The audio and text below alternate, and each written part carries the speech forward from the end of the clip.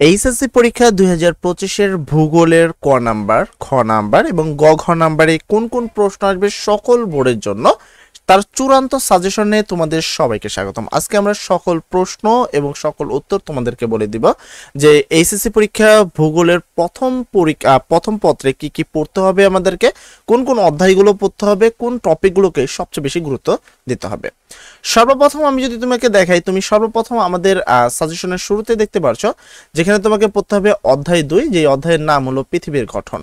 পৃথিবীর গঠন থেকে আমরা ক নাম্বার প্রশ্ন কি কি পড়ব। প্রথম ক নাম্বার প্রশ্ন বলবো বিচন্নী ভবন কাকে বলে।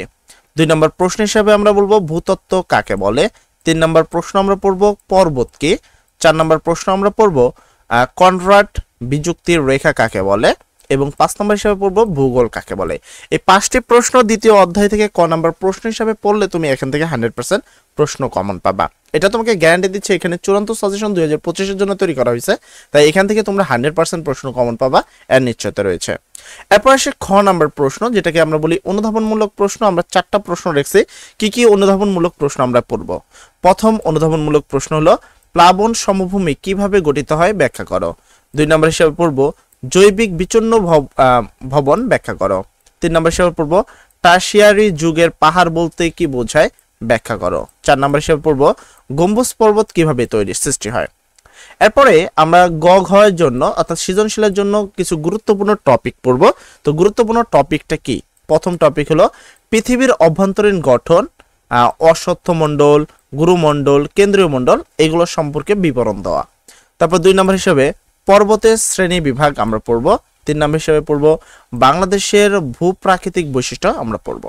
তাহলে এই গেল আমাদের দ্বিতীয় অধ্যায় থেকে কোন কোন টপিকগুলো থেকে 100% সকল বোর্ডে প্রশ্ন আসবে, সকল বিষয় আমরা বললাম। এর পরবর্তী প্রশ্ন বা পরবর্তী সৃজনশীলের জন্য আমরা পড়ব অধ্যায় 3, যাকে আমরা বলি ভূমি রূপ পরিবর্তন। মনে রাখতে হবে এখানে তোমাদেরকে 5টা সৃজনশীল প্রশ্ন উত্তর দিতে হবে, তো যে কোনো 5টা অধ্যায় পড়লে তুমি ইজিলি হয়ে যাবে। যদিও আমরা এখানে প্রত্যেকটা অধ্যায়ের জন্য সাজেশন আলাদা আলাদাভাবে রেডি রেখেছি। এবার আসে ক নাম্বার প্রশ্ন, যেটা হলো জ্ঞানমূলক প্রশ্ন আমরা বলি। তো প্রথম প্রশ্ন হিসেবে পড়তে হবে দোয়াব কাকে বলে। 2 নম্বর হিসেবে প্রশ্ন হবে সুনামি কি। 3 নম্বর প্রশ্ন পড়তে হবে জায়াগ্র প্রপাত কোন নদীতে দেখা যায়। 4 নম্বর হিসেবে পড়তে হবে ভূমিকম্প কাকে বলে। তো এই 4টি ক নাম্বার প্রশ্ন পড়লে তোমাদের 4 অধ্যায় মানে তোমাদের তৃতীয় অধ্যায় থেকে আর কিছু পড়তে হবে না। খ নম্বর হিসেবে পড়তে হবে, খ নং প্রশ্ন হিসেবে পড়তে হবে নদীর কোন পর্যায়ে সঞ্চর বেশি হয় ব্যাখ্যা করো। 2 নম্বরের প্রশ্ন হিসেবে বিচূর্ণী ভবন ও নগ্নী ভবনের মধ্যে পার্থক্য লেখো। 3 নম্বর প্রশ্ন হিসেবে পড়তে হবে নদীর ক্ষয় জাত ভূমিকম্পের 2টি উদাহরণ দাও। 4 নম্বর প্রশ্ন পড়তে হবে ভূমিকম্পের কারণগুলো লেখো। এরপরে এই অধ্যায় থেকে গুরুত্বপূর্ণ যে টপিকগুলো থেকে এমসিকিউ প্রশ্ন সিকিউ প্রশ্ন আসবে, সৃজনশীল প্রশ্ন, সেই জন্য তোমাদের সর্বপ্রথম পড়তে হবে ভূমিকম্প সংগঠনের কারণ ও ঝুঁকি প্রবণ অঞ্চলে আলোচনা করো। 2 নম্বরের প্রশ্ন মধ্যে অগ্নিয়গিরির অগ্নিপাতের কারণ ও ফলাফল। 3 নম্বর হিসাবে পড়তে হবে বিচূর্ণী ভবনের কারণ ও ফলাফল। 4 নম্বর প্রশ্ন পড়তে হবে নদীর বিভিন্ন পর্যায়ের আলোচনা করো।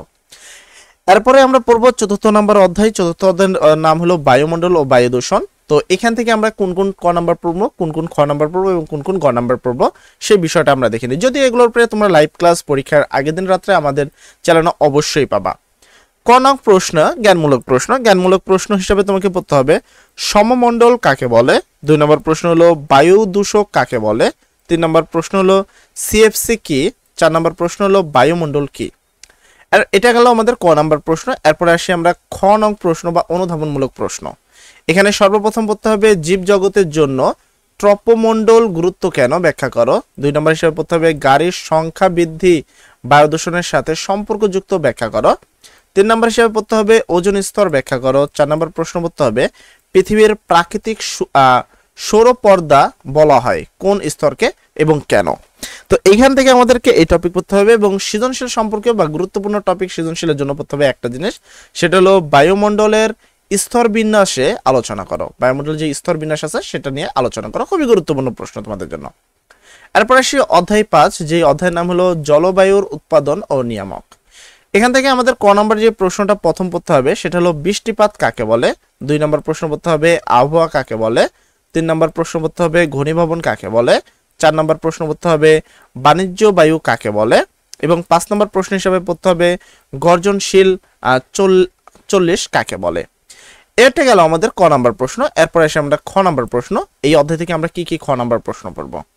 প্রথম খ নাম্বার প্রশ্ন হিসেবে পড়তে হবে বৃষ্টিপাত কিভাবে সংঘটিত হয় ব্যাখ্যা করো। 2 নম্বর হিসেবে পড়তে হবে সমুদ্র বায়ু সৃষ্টির কারণ ব্যাখ্যা করো। 3 নম্বর হিসেবে পড়তে হবে অস্ত্র অক্ষাংশ কাকে বলে। 4 নম্বর হিসেবে পড়তে হবে ঘূর্ণিঝড় সৃষ্টির কারণগুলো লেখো। এরপরে আসি কিছু গুরুত্বপূর্ণ টপিক যেটা তোমাদের মেন বই থেকে পড়তে হবে, তো যেখান থেকে প্রচুর পরিমাণে প্রশ্ন মানে বিগত সালে এসেছে। সেটা হলো গুরুত্বপূর্ণ টপিক হিসেবে তোমাকে পড়তে হবে পৃথিবীর 7টি বায়ু চাপ বলয় সম্পর্কে বিস্তারিত আলোচনা করো। 2 নম্বর হলো নিয়ত বায়ু অর্থাৎ বাণিজ্য, পশ্চিমা, তারপর মেরুদেশীয় বায়ু এবং মৌসুমী বায়ু প্রবাহের বৈশিষ্ট্য আলোচনা করো। এরপরে বৃষ্টিপাতের বৈশিষ্ট্য যেমন পরিচলন, তারপর শৈলক্ষেপ বর্ণনা করো। এরপরে এসে আমরা 6 নম্বর অধ্যায় নম্বর 6 জলবায়ুর অঞ্চল ও জলবায়ুর পরিবর্তন। এখান থেকে তোমাদের যে ক নম্বর প্রশ্নগুলো পড়তে হবে। প্রথম প্রশ্ন হলো জলবায়ু কাকে বলে।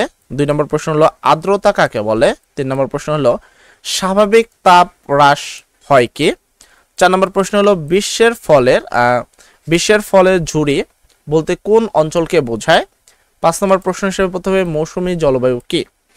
এবার খ নম্বর প্রশ্ন আসে। খ নম্বর হিসেবে আমাদের কি কি প্রশ্ন পড়তে হবে। খ নম্বর হিসেবে পড়তে হবে নিরক্ষীয় অঞ্চল গভীর অরণ্য সৃষ্টি হওয়ার কারণ ব্যাখ্যা করো।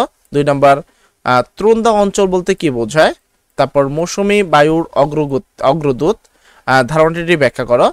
4 নম্বর প্রশ্ন হিসেবে পড়তে হবে সমুদ্র থেকে দূরত্ব জলবায়ুতে কিরূপ প্রভাব ফেলে। এবার আসি গুরুত্বপূর্ণ টপিক। কি কি গুরুত্বপূর্ণ টপিক আমাদেরকে এখান থেকে পড়তে হবে। প্রথম হলো মৌসুমী জলবায়ু অঞ্চল ও ভূমি মধ্যসাগরীয় জলবায়ুর অঞ্চলের পার্থক্য। নিরক্ষীয় জলবায়ুর অঞ্চলে কেন সারা বছর অধিক বৃষ্টিপাত ও তাপমাত্রা থাকে। ভূমি মধ্যসাগরীয় জলবায়ুর বৈশিষ্ট্য আলোচনা করো। এরপর আসি 8ম অধ্যায়, যে অধ্যায়ের নাম হলো সমুদ্র স্রোত ও জোয়ার ভাটা। খুবই গুরুত্বপূর্ণ একটি অধ্যায় এবং এই অধ্যায় থেকে প্রশ্ন থাকবেই, এটা তোমাদের 100%। ক নং প্রশ্ন বা জ্ঞানমূলক প্রশ্ন। প্রথম প্রশ্ন তোমাকে পড়তে হবে হলো জোয়ার ভাটা কাকে বলে। 2 নম্বর প্রশ্ন হলো ভরা কটাল কি। 3 নম্বর হলো সমুদ্র স্রোত কি। 4 নম্বর হলো শৈবাল সাগর কোথায় অবস্থিত। 5 নম্বর হলো বান কি। 6 নম্বর হলো গ্র্যান্ড ব্যাংক কি এবং 7 নম্বর হলো সোয়াচ অব নো গ্র্যান্ড কি। এরপরে খ নম্বর প্রশ্ন হিসেবে তোমাকে এখানে পড়তে হবে জোয়ারের বান কি ব্যাখ্যা করো।